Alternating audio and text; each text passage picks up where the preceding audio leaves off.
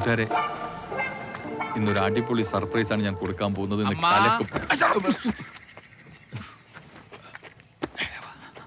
എന്തിനാ പതങ്ങനെ? അമ്മ നെല്ലുണക്കുന്നു, അച്ഛൻ മടൽ വിട്ടു. നീ പോയി അമ്മയെ സർപ്രൈസ് കൊടുക്ക. കണ്ണ് പൊത്ത്, കണ്ണ് കണ്ണ്.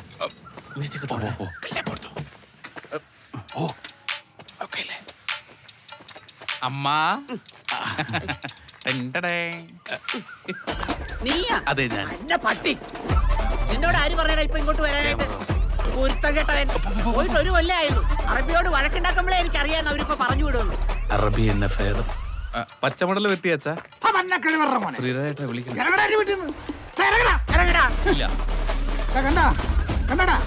കണ്ണായ 5 സെന്റ്.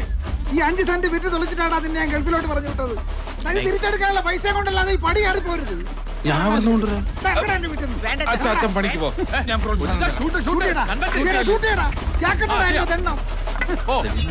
നിന്റെ ജോലിയോ നീ കൊണ്ട് കളഞ്ഞു. യവന്റെ ജോലി കൂടെ കളഞ്ഞപ്പോ നിനക്ക് സമാധാനായ?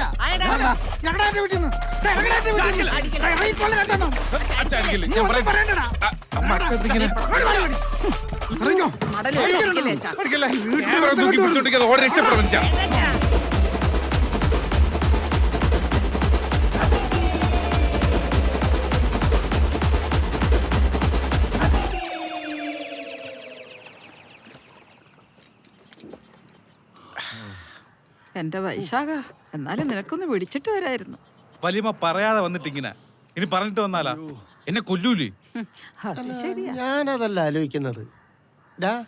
നമ്മുടെ കുടുംബത്തിലെ അറബി ശാപം ഉണ്ടെന്നാ തോന്നുന്നത്. അറബി ശാപം? ഗൾഫ് വാഴത്തില്ലെന്ന്. ഇത് കണ്ടോ? ഒരു AC മെക്കാനിക്ക് വന്നിരുന്ന് കാണിക്കുന്നുണ്ടോ? അതൊന്നും അല്ല വലിയ. അവിടെ പോയി കഷ്ടപ്പെടുന്നതിനേക്കാൾ നല്ല നമുക്ക് നാട്ടിൽ എന്തെങ്കിലും ജീവിക്കാം. എന്നാ നീ ഒരു കാര്യം ചെയ്യ്, ഈ സെലിബ്രേറ്റർ കൂടെ കൂട്ടുപിടിച്ചോണ്ട് പോയി നല്ല പടവളങ്ങ കൃഷി ചെയ്യ്. ഞാൻ നിന്നോട് എന്താ ഇങ്ങോട്ടൊന്നപ്പോ പറഞ്ഞേ? എന്താ പറഞ്ഞേ? എടാ, കേരളത്തിൽ ഇത്രയും ഫോളോവേഴ്സ് ഉള്ള എന്നെ വീട്ടിൽ പോലും വിലയില്ല. നന്നാവാനും മതിക്കില്ല. രക്ഷപ്പെടുമ്പോഴോ വാ. 6 വർഷം കൊണ്ട് 650 ഫോളോവേഴ്സ്. മരിക്കും മുമ്പേ അത് 1000 ആയാൽ മതിയായിരുന്നു.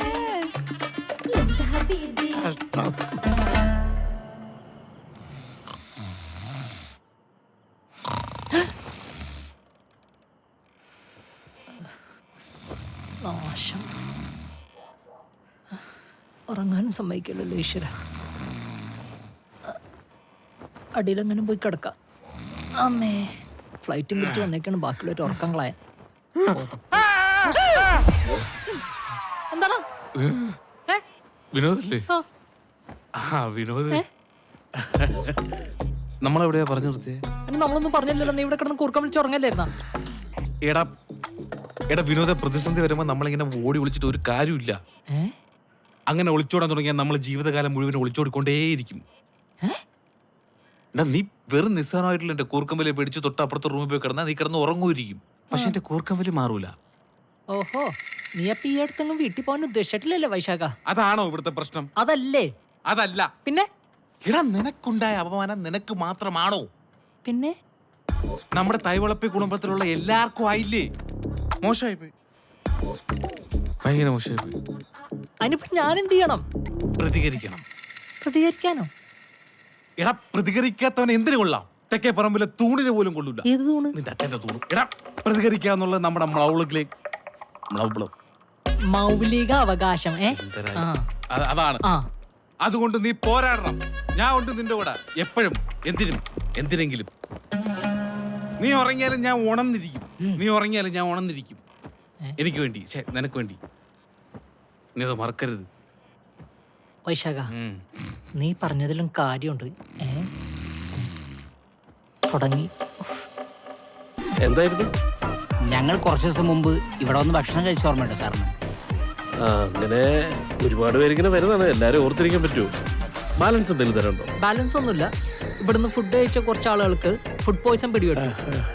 എല്ലാവർക്കും വയറ്റിളക്കം വരുന്നു. ഓ, ആ റൂട്ടാണല്ലേ.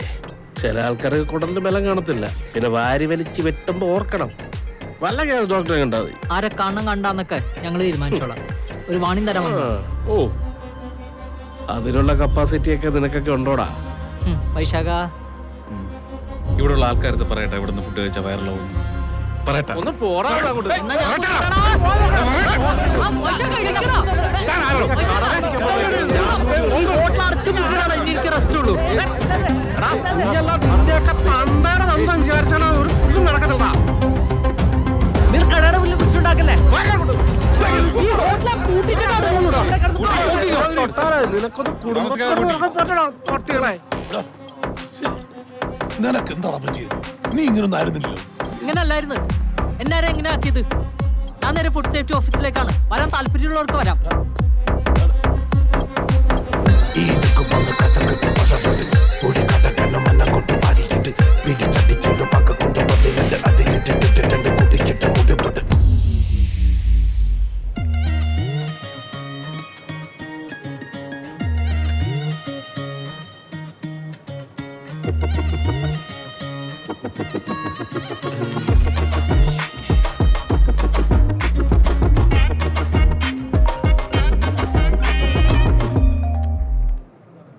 ഹലോ ആ സർ ആ ഇല്ല അങ്ങനെ ആരും ഒരു പരാതിയായിട്ട് ഇതുവരെ വന്നിട്ടില്ല ആ ഓക്കെ സർ ആ ഹോട്ടലിന്റെ പേരെന്താന്നാ പറഞ്ഞേ ഭദ്ര ഹോട്ടൽ ഓക്കെ ഓക്കെ ആ ഓണറുടെ പേര് ഭദ്രൻ ഓക്കെ സർ ശരി സർ ആ എന്തുവാ ഇത് പരാതി വന്നാൽ നടപടി എടുക്കരുത് പിന്നെ ഞാൻ എന്തിനു തുറന്നു വെച്ചോണ്ടിരിക്കുന്നു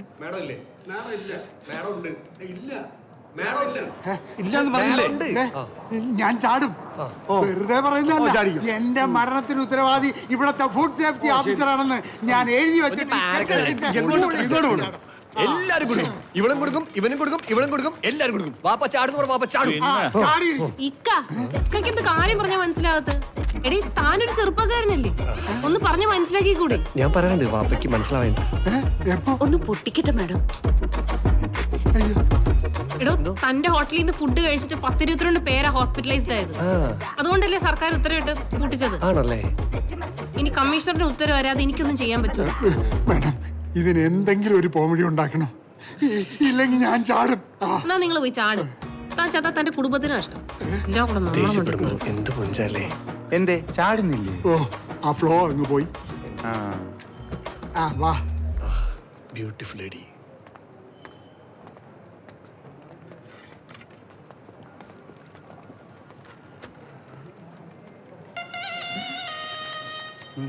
ടോയ്ലറ്റ് ടോയ്ലറ്റ്.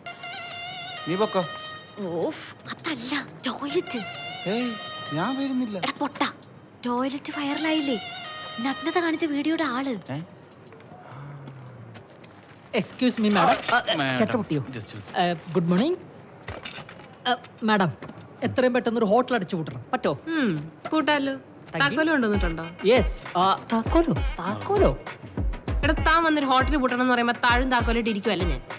എവിടുത്തെ ഹോട്ടൽ? ഏത് ഹോട്ടൽ? എന്തിനു പൂട്ടണം? കഴിഞ്ഞ ദിവസം ഭദ്ര ഹോട്ടലിൽ നിന്ന് ഫുഡ് കഴിച്ച എനിക്കും എന്റെ സുഹൃത്തുക്കൾക്കും ഫുഡ് പോയ്സൺ പിടിപെട്ടു. തൂറ്റലോട് തൂറ്റല്. കാര്യം പറയട്ടെ, നീ ട്രോമയിലായിരുന്നു. സത്യമായിട്ട് കള്ളം പറയേണ്ട കാര്യമില്ല. സത്യം വിടാനല്ല പറഞ്ഞത്, പരാതിതാ. പരാതി ഞാൻ ഇമെയിൽ അയച്ചിട്ടുണ്ട്.